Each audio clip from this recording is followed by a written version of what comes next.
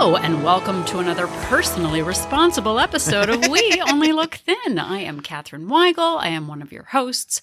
I have been maintaining over 100-pound weight loss for so many years, at least 5. I don't even know.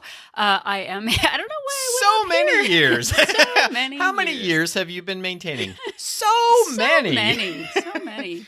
I am a Tiny Habits certified coach. Yes. I am a Thrive Global certified coach. Yeah. And I am here today with my husband of so many years. How many years have you been married? So many. I have lost about 100 pounds and have kept it off for so many years. Kept it off for about 5 now. And we are here to talk about it. This is We Only Look Thin. Howdy. The podcast with the most. And you, the listening audience, are known as our Walt Super Chums. Super Chums. That's what I was going to say. Should we come up with a name for our audience? No, there are Super Chums. Okay, so we are here today with our Walt Super Chums. That didn't... sorry. I didn't know what you were trying to do. Okay. We need to be personally responsible for this poor opening. Sorry, everybody. Oh, yeah. No, we are personally responsible for all of this. Yeah. If you like it, we are. If we're not, today you can blame it on someone else, can't you, Donald? Yeah, I'd rather not. Not blame. But... I like to take responsibility for our actions. Welcome to the third part of a 3-part extravaganza. We have saved the best for last. We have. And we are going down a list of questions by author Jolynn Brawley. It's only occurring to me right now. I've been saying Brawley. It could be Brayley, like Bailey. But anyway, there's no W in it. And she wrote an article that Catherine found on yourtango.com. Mytango.com. Yes. Not my tango, your tango. Called 15 Questions to Ask Yourself Before Starting Your Weight Loss Journey. That's a lot of questions to ask before you do anything. I mean, and the questions, if it was very simple, straightforward questions like, what sort of shoes should you have? I don't know. What vegetables do you like? What vegetables do you like? Yeah, those are a little easier than the sort of deep, far-ranging questions. And we went through the first 10 of them and made them our own, put our spin on it, did our We Only Look thing to it. Our only look thin thing to it. And you can go back and listen to those 2 episodes if you haven't already, or even if you had, you still can listen to them again. We're going to take you home with the final 5 questions from the article. And, we will probably repeat this, but I think it would be better if this had been phrased like 15 questions to keep asking yourself, consider as you're doing this, because a lot of these are huge sweeping things that are really hard to, figure out before you even start. Right. Like, have you figured out how to battle the ennui of existence? Like, that's a big question. Yeah. Figure that out before you start, on your journey to defeat ennui. Well, and I think I said this on a previous episode where I'm listening to an audiobook right now, and I just want suggestions of what to do. I don't want data for another 300 pages. It's like, and based on this information, you can go step outside. It's about being outside in nature. Yeah, I've read several self-help books that spend the first 90% of the book setting up, and then they give you the actionable advice at the end. Yeah, I'm not a data person. I'm wondering if Donald would love all the data presented in this book, but I'm like, okay, I get it. There's been research done. So do I stand outside or do I stay inside? Exactly. Yeah, tell me where to go, what to do, and I'll do it. Yeah. So as Donald said, when I started this joint venture, trademark, it's actually not. We should probably trademark it. Yeah, we probably should trademark Journey Venture. Yeah. We should. But when I started this back in January of 2016, the only question I had in my mind was, how can I get my pants to not rip? And it's been all these years later. But that was the only thing I was concerned about. And it honestly wasn't until about 6 months into losing weight that I even realized I had bigger issues to deal with. I was just like, okay, stick to your calories, don't give up, like keep going, keep going, keep going. But there's so much more that goes into creating a sustainable and healthy lifestyle. So again, the artist, formerly known as the author, Jolynn Rayleigh Brawley. This is why we don't tag people in our posts, because they'd be horrified. Yeah. But we just ask you to keep an open mind. These aren't things that we have to solve immediately. But as you're going through this process, these are questions that we ask ourselves all the time. It's not a once you've figured it out, then you have a clear conscience and can be thin forever. We still have challenges and we still have setbacks. But what has changed is that we are able to have a growth mindset and really consider our future selves, instead of just being trapped in like, well, what do I do? I don't even know. Yeah, for sure. And I think that there is a real emphasis. Emphasis, yeah, on, just give me the perfect foods to eat and the perfect exercise plan. And it was really eye-opening to me. And the thing that really made this a lasting weight loss for me and for Catherine has been all of these other questions that we didn't know we should be asking ourselves. And I think that's sort of why we're highlighting a lot of this. Introspection is hard. Yeah. It's hard to actually admit for sure. that you're sort of personally responsible for your actions. Yeah, hey, just eat better and exercise more. Just and you'll do be that. free forever. Yeah, just do that. Like, why don't you just do it? Yeah. It's Anyway. like Nike. Nike, hello. Hello. It's nice that you're listening. All right. So the first question is, am I taking full personal responsibility for my actions and my outcomes? What do you mean that I'm responsible for my actions? And we're doing like the middle school play, like actions are, I did not think I had any problems. I thought that the entire world was against me, and only if I was smarter, more wealthy, less overwhelmed, if my boss wasn't such a jerk, if I lived in a warmer climate, if I worked at home, every single thing that I used as an excuse had nothing to do with my own responsibility for life. Yeah, for sure. And the author, Jolynn Brawley, says, many who are struggling with food and their weight do not like to hear this, but it is a fact. Permanent success on your weight loss journey cannot be achieved without taking full personal responsibility for your life, your body, your behaviors, and your results.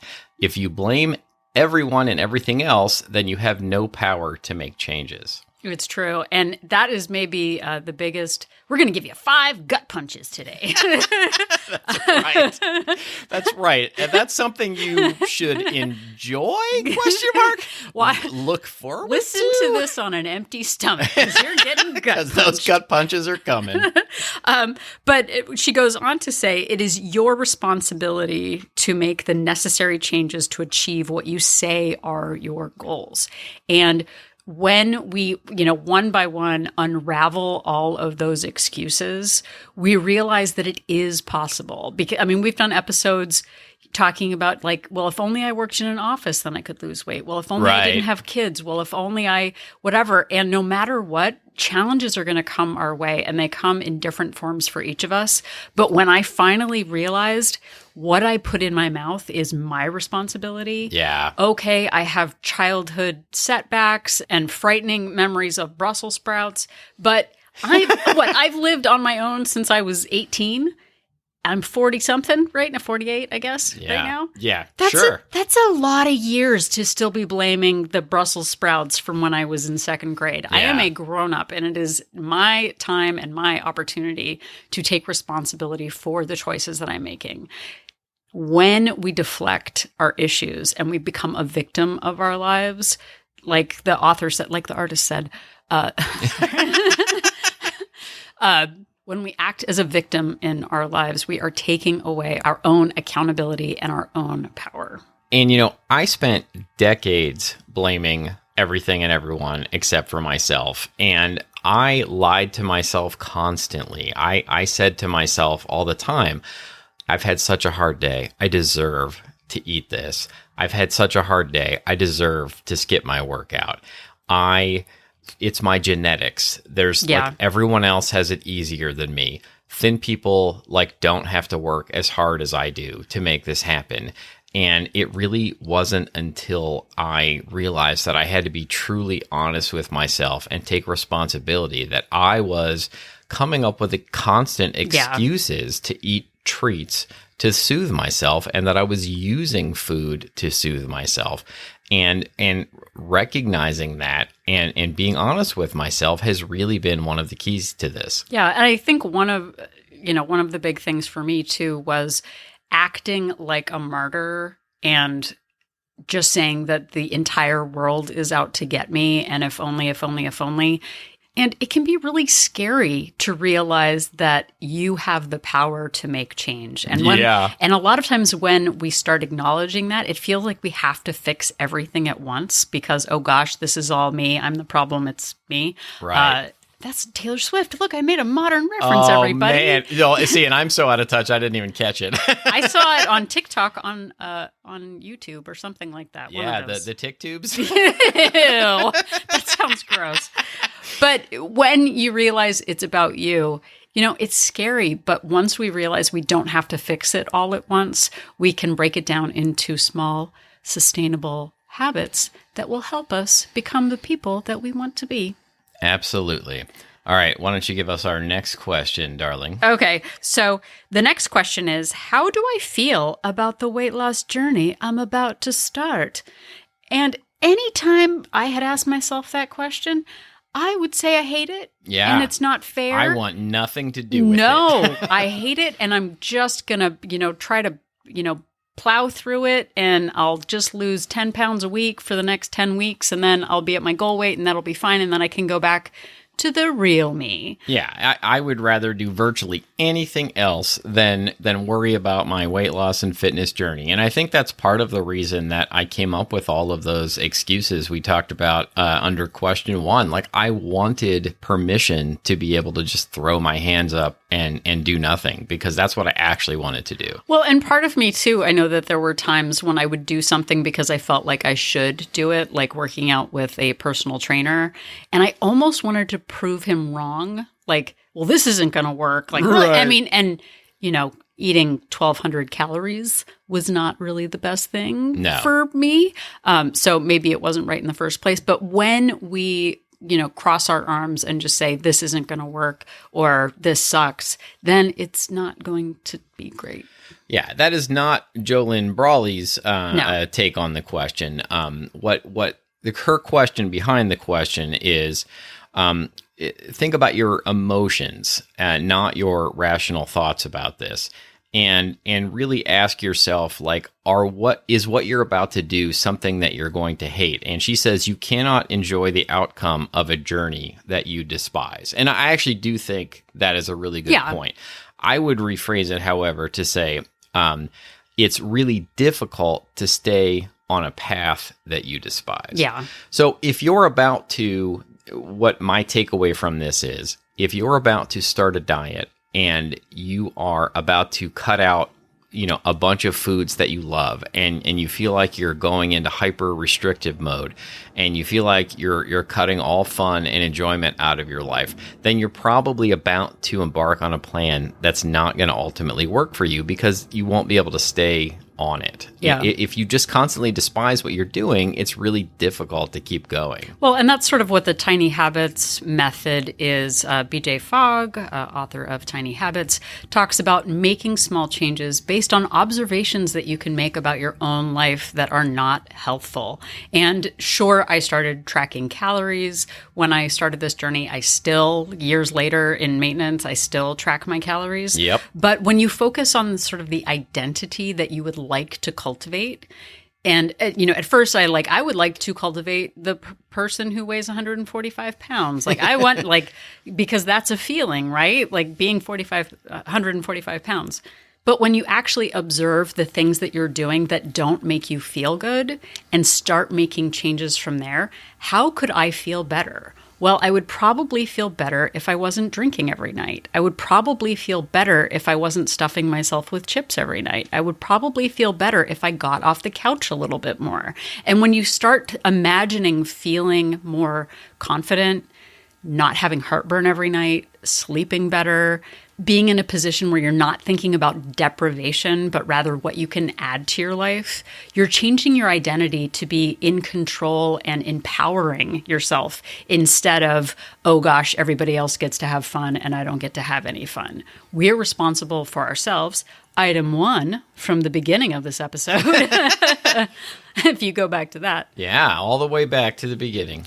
But we're making small investments in ourselves. And when you can think about it that way, like I didn't think, okay, January 2016, I'm going on a lifelong journey venture. But what I did was, what can I do right now? What can I commit to right now based on this season? And when we take it in small increments instead of, oh, I'm never going to be able to do everything forever. So, like, that's not super sustainable, man. Yeah. And, we hear people all the time who say, I know what to do. Oh. I just need to get myself to do it. Burn. And here's the bad news. Mm-hmm. If you're one of those people saying that to yourself, then you don't actually know what to do. Yeah. Because what you need to do are do the things that you can get yourself to do right now. Yeah. Start there and move forward.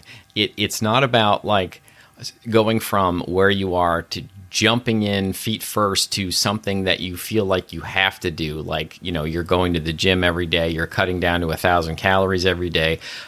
Do what you can do right now. That is how you get going, and that is how you get this started. Right. We can't control the outcomes, but we can control our behaviors, our actions, our mindset, and our habits. All right. The next question is, what is my daily practice for feeding my mind before feeding my body? And, for my taste, that's a little bit woo-woo. But, Feed your mind and the rest will follow. Fantastic. Sorry, that didn't go well. Yeah. No, that's a classic song from the something band. I don't remember. Something band. I don't remember right now. But she goes on to say, feed your mind daily. And I do like this idea overall. Feed your mind daily, although I might cut out the daily part with as much as possible. Feed your mind with the positive, the healthy, the empowering messages, emotions, and visions that are in alignment with your weight loss and fitness goals. And Catherine says all the time, you can't hate yourself thin. And I like to add, you can't beat yourself up to a better you. Yeah. And this is about talking to yourself in a positive growth mindset way, and about surrounding yourself with positive growth mindset messages. The podcasts you listen to, the people that you're around, the videos that you watch, about really believing in yourself that you can do it. Because again, this is another key that I never thought was part of this. I used to tell myself all the time that I just wasn't capable of doing it until I figured out that I was. I just needed to adjust my outlook on all of it. Well, and two, what I love about this last time joint venture is that I really embraced reaching out to other resources to give me different perspectives, because even when I don't agree with someone else's perspective, it gives me greater clarity on what does resonate with me. So like Donald said, we become the kind of people we're going to be based on who we're surrounding ourselves with, the books we listen to, the podcasts we read, the podcasts we read, transcripts we read. But the way we unwind, the groups that we spend our time with, our online presence, the people that we follow. If we're following people that make us feel bad, listening to news that makes us feel fatalistic, anyway, that's a whole other story. But if you can take a little bit of time each day to consider how you can add a little bit of inspiration, motivation, or new, ways to think about things into your daily life, you're staying present in the kind of person that you want to be. If you surround yourself with people who go to trivia night every night and have, burgers and nachos and beer, that is your daily life. That is what you're perpetuating. So it can be really hard to pull back and realize that maybe the things that you're surrounding yourselves with aren't supporting your habits, which again, plug for well placed. Being in a community of people who have similar goals and showing up there and staying present is really important. Finding clubs in your community that you can join that support your activities. Finding podcasts and books that support your activities. Unfollowing things that bring you down. It really does matter in pushing you or, pointing you in the right direction toward a healthy mindset. And when you're telling yourself you can't do it, I would ask you to remember all of the very hard things that you have accomplished in your life. And remember that you are capable of hard things, and give yourself credit for those accomplishments and know that you are capable of doing more, because I used to dismiss a lot of the things that I have accomplished and say to myself, well, anybody could do that. And it's just, it is in a sense true, because probably anybody could, but you have to tell yourself that you can do this in order to be able to do it. Well, and it all comes back around. Again, if you just keep saying, well, positivity is for suckers. That's not my problem. I just have then, okay, well, how is that working for you? How is that mindset working for you? Again, it took me until after I was 40 years old to realize that I had an issue with my own mindset and my own self-advocation. Okay, here we are at number 4. And this one, I think Donald felt very personally attacked. This one attacks me, and I've never heard it I've never heard this phrased this way, but it describes me perfectly. Exactly. Okay, so here we go. Number 4. Is food my number one fun? Oh. Yeah. And it can be really difficult to be honest with yourself about this one, but this one is me. Like food is my number one fun. It is the thing I find the most fun in life is food. I've worked really hard over my lifetime to try and incorporate food into every activity. And it is my first thought when I'm invited to do anything. I think, is there going to be food there? Yeah. Will I have an opportunity to indulge in it?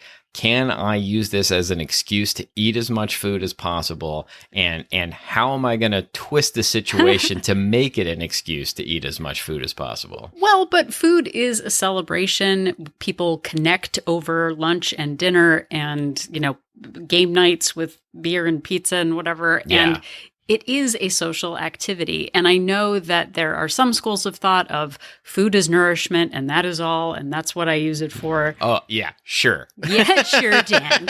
But we love food. And the way we can kind of turn this around is figuring out how we can still enjoy the things that we like in a strategic way. Because we did an episode called 365 Surprises. And if every day is a surprise celebration of, bagels and tacos and game nights and all of that, we become the kind of people we're going to be based on the evidence of our behavior. And if our behavior is 365 days of just eating for fun, we're not going to get the results we say we want. And for me, and I think for many, it is a really vicious circle. When food is your fun, you want to have fun, so you find a way to eat the food, then you gain weight, you feel worse about your life in general, and you feel shame. And so it makes you want to have fun. And food is your fun, so you eat more food, and the whole circle starts over again. Well, and then for me, it got to the point where I had gained so much weight that I was embarrassed to go out with people, so I would just eat to self-soothe because I was ashamed of going out in public. And it can be really hard when we have relationships built on certain food activities. So if it's a tradition to, I don't know why I'm attacking pizza. It's one of nature's most perfect foods. Nature's most perfect food, the pizza. The pizza. Designed by Mother Nature herself. Hey, man, it's all ingredients from Earth, man. That's right. So it's kind of like paleo? Sure. I don't know. But when our traditions are, we hang out and we go out for brunch, or we go out, for the food truck night or the brew pub or the pizza night, when we are focused on that, it can be really difficult to transition away from that and convince other people to not do that. Last week, we went out we met some friends who we hadn't seen in a really long time, and we met at a brewery. Yeah. And it is, it's all beer and sandwiches and chips and all of that. We ended up hanging out there for close to 6 hours. Yeah. And I had half of a beer and a Coke, I think is what I ended up with. Yeah, you were a champ. I had half of a veggie burger and some fries and 2 beers, if we're being totally honest. But that's not horrible for 6 hours of being there. No, but, our friends all are, okay, where are we meeting for a beer? Where are we meeting for brunch? Where are we meeting for food? And it can be really hard to be the person who's like, hey guys, why don't we go on a hike? Yeah, and be like, yeah. meh. So if we're looking, so the question is, what do I do now? Because I'm not going to have any friends left. Is in terms of considering some solutions to this, maybe consider occasionally, every 4th get together. Hey, it's a nice day. Why don't we go for a walk to the coffee shop instead of going out for beer tonight? Yeah. Hey, do you want to take a class at the local community college with me? I don't know why my voice goes up. I can't go up more octaves than I already am. But instead of brunch, go for a walk at the beach, take an in-person class, go to a museum, explore a new neighborhood. Donald and I actually, before the pandemic, we started checking out coffee shops in neighborhoods that we hadn't been to. We looked at like the top 10 coffee shops in Los Angeles and then made a point to try to explore them instead of exploring the food choices in the neighborhood. Yeah, and if you are going to go and be involved with activities that are involve food, then one of the things that I've really had to do, and I still work on, is adjusting my mindset about it and realizing that I can go to these activities and I can have some of the food and enjoy it in moderation instead of thinking of it as an opportunity to eat as much as I possibly can and enjoy as I possibly can. And there's this sort of like this mentality sometimes that I have, and I'm sure others do, of this is my last chance. Right. And then more chances come up all the time. But it's sort of like, well, if I'm going to do it, I may as well like really do it. And getting over those ideas and realizing that I still can go there, I can have, half of the veggie burger instead of the whole thing. Like, I don't have to eat all of the fries on my plate. I don't have to have, I can have 2 beers instead of 4. Like, just work on not packing in as much food into the time as possible. That has been really helpful for me. Right. I used to think that, I could make a salad at home, so I'm not going to have a salad. Not that you have to have a salad, but, if you make every day a celebration and a food-based celebration, we tend to isolate them and go like, well, but it was Jenny's birthday or it was whatever. Right. And then you realize that 300 out of 365 days are celebration days. We're not going to get the results that we say that we want. And having policies about food, swapping things out. If I'm focusing on alcohol, I'm not going to focus on sweets that day. Making policies about when you have certain treats and pairing. We've done many episodes. How many episodes? 260 something, Donald? 60 something, yes. 60 something. But we have an opportunity to still enjoy the things that we want to kind of bring this full circle, but decide strategically when we're going to have them and instead of being a victim to all of the food around us, making it so that we can work it in without feeling like we're failing. Yes, indeed. Are you going to bring us home, Donald? I am going to bring us home. Well, you and I are already home. Dad jokes. Everyone loves them. All right. The final question of 15, 5 for this episode is, what specifically am I doing to heal and release my emotional eating and any other unhealthy eating behaviors? And I'm laughing a little bit. That is so much to unpack before starting. I'm going to release it on your path. I'm going to release it like I released Dobermans in the night. Sorry. You released the hounds on the grounds of your estate. On my estate, yeah. To chase off solicitors. Ooh, I found very fancy. Yeah, you sure did. I think that this is so much to try and unpack before you even start, but I do. Excuse me, is what I say to this question. Bringing that one back. But I do think, in fairness, that I think it is really a great idea to be fair. To be fair, to examine. Sorry, we're watching a TV show where they keep saying "to be fair" with a fancy accent. That it is important to keep in mind that your specific behaviors, and how you are dealing with all of these things. Now, when I started, I just wanted to figure out, how to add exercise and how to eat less and what to track, etc. But over the course of doing this, it has been really important to me to try and deal with my emotional eating and my other eating behaviors. When you started out, your first thought was, what is the purpose of living? I think is what you said. Why should I bother living? Was really the first thought. How do I defeat the ennui of knowing that the moral toil is something like that? No. I was definitely one of those people who when asked about my emotions, how am I feeling about this journey, was I feel terrible. I don't want to do it. I started looking at Donald and couldn't change my face. I was like, what are you talking? I wanted to figure out how to figure out fitness. No, you didn't even want to walk to our daughter's school. Well, I'm saying I was jumping to the point. I was jumping to the point where I actually kind of got started actually doing healthy habits. But my first thought in the very first second was, this is the worst thing ever. Don't make me do it.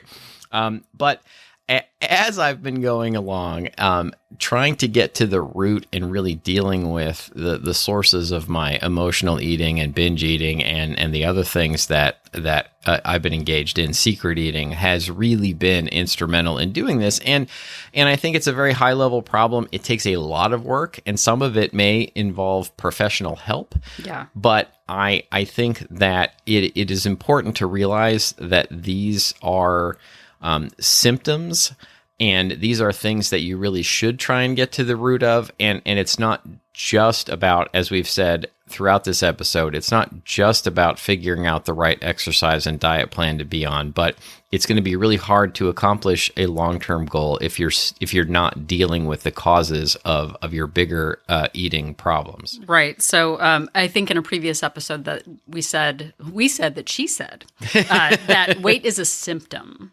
of our actions. And again, I didn't know for the first 40 years and 6 months of my life that I had an issue with boundaries. I had 40 years, 6 months, 4 days, 13 hours. Yeah, 40 passive years, and then 6 months of not realizing that it was a problem. But just be open to the idea. Again, this isn't, you've got to fix all of this before you do anything, but that your boundaries matter with people and with food. Your environment matters, your home, your work, your friends, your family, the food you keep in your car, the food that you keep on your counters. That all matters.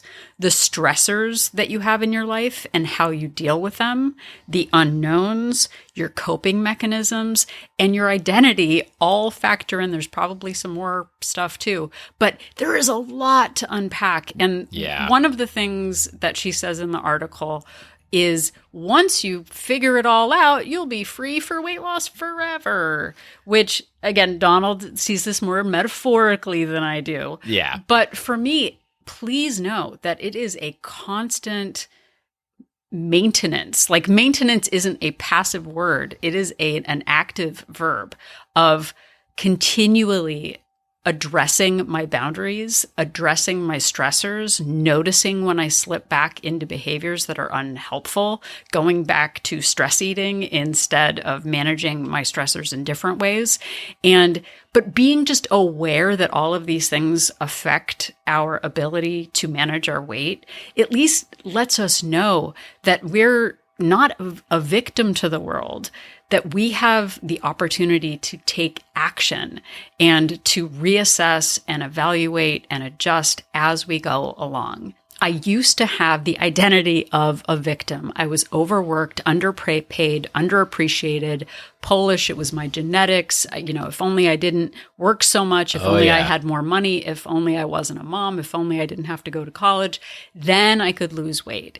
And when we put it as a mirage in the future, if only, or when this happens, then I'll be able to, we're never going to get there. It's a mirage. But when we see that we can take action based on our circumstances and ask ourselves these questions, and then finally ask ourselves, okay, so what am I willing to do about it in each moment? That's where the real power comes from. And we are not just about calories. We are not just about getting in steps. We're about working on the biggest muscle. Is the brain a muscle? Sure. Organ, skin. In this case, it is the largest, organ, the skin. Gross. No, your brain. Your brain. But once we realize that so much of this is about mindset, and we own that as part of our journey, that's where the real magic happens. Absolutely. And even more magic happens when you listen to this podcast. So thank you so much for doing it. And I hope that you've realized after we've asked you these 15 questions that it's all so simple. It's so simple. Just ask and answer 15 questions and now you're on your way. But thank you very much. That's why we've done 260 plus episodes of this because there's so much to unpack and it just keeps going. And you can find all of our episodes wherever you found this one, and also anytime on our website at weonlylookthin.com. Yep, and if you are at weonlylookthin.com, click on that link for Join Our Support Group to find out more about Wolt Place. We Only Look Thin Place is our Facebook-based accountability group for women. It is not a weight loss plan, but we are a place for support and for accountability. We have Zoom meetings, and we've got a group of women who are on a common path with different weight loss methods, but all pointed in the same direction of making their lives better. So we have 2 subscription options, a monthly option with a 3-day complimentary trial and a 3-month subscription with a 7-day complimentary trial to see if Wolt Place is right for you. Absolutely. So please check it out. And also you can interact with us on social media. You can follow us on Instagram, Facebook, and Twitter at We Only Look Thin. And pretty soon we're coming to the TikTube channel. That sounds so much worse. It's like so gross. TikTok would be so much worse sounding if it was TikTube. Also, you can send us an email to our email address at weonlylookthin@gmail.com. You can send us episode suggestions. We would appreciate that. We've turned many listener emails into episodes. You can ask us questions. A listener just recently asked me a question about rebounders, which I answered. You can also send us compliments, and we will eventually get back to you with answers to questions. And if you have a couple of extra minutes to spare, head on over to Apple Podcast and leave us a rating and a review. Not only does it let us know that what we're doing is making a difference, but it also helps new listeners find our podcast when they are looking for super cool podcasts like ours. Absolutely. And our podcast is super cool. And another thing you can do is tell somebody face to face how super cool we are, or on the telephone if you do that, or you could text them. Or if you're in an online group and it comes up, you can say, hey, there's a super cool podcast that we know of. It's funny, as an introvert saying face to face, I was like, oh, that sounds terrible. Yeah, that's a little much face to face. But if you are somewhere and it comes up and you feel like somebody might enjoy our show, please give us a shout out. We would appreciate it. Yep. So if you're still gobsmacked that I'm not sure whether the brain is a muscle or an organ, just remember that Donald and I are an inspiration. Muscular organ?